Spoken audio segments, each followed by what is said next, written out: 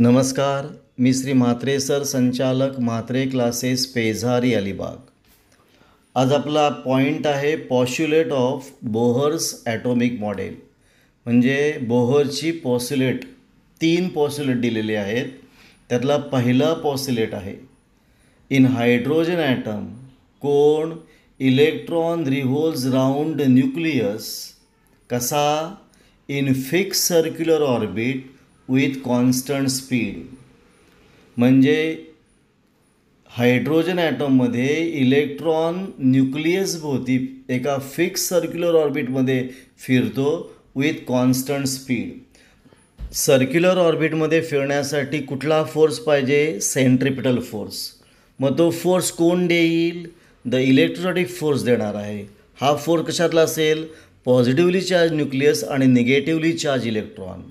मग पहिल्या पॉस्युलेटप्रमाणे centripetal force is equal to electrostatic force.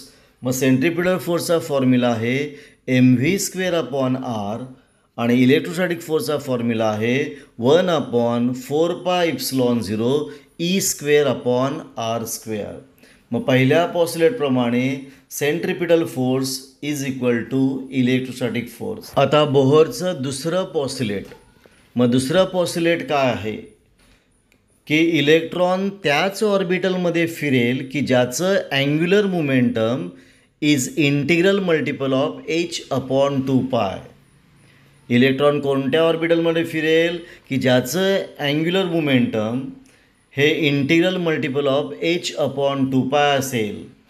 मग काय दिले बघा, the radius of orbit of electron can only take fix value such that the angular momentum of electron is equal to integral multiple of h/2π आणि hला म्हणतो आपण Planck constant. मग second पॉस्युलेटप्रमाणे angular momentum is equal to integral multiple of h/2π. मग angular momentum कशाने मिळतं? mrv. मग mrv इज इक्वल टू किती आलं बोला? nh/2π. म्हणजे दुसरं पॉस्युलेट झालेलं आहे आपलं बोहरचं सेकंड पॉस्युलेट. आता या ऑर्बिटलला म्हणतो आपण स्टेबल ऑर्बिटल आणि या ऑर्बिटलमध्ये असताना इलेक्ट्रॉन एनर्जी रॅडिएट करत नाही. आता तिसरं पॉस्युलेट. इलेक्ट्रॉन हायर एनर्जी ऑर्बिटलवरना लोअर एनर्जी ऑर्बिटलमध्ये येत असताना एनर्जी इमिट करेल. मग तो किती एनर्जी इमिट करेल?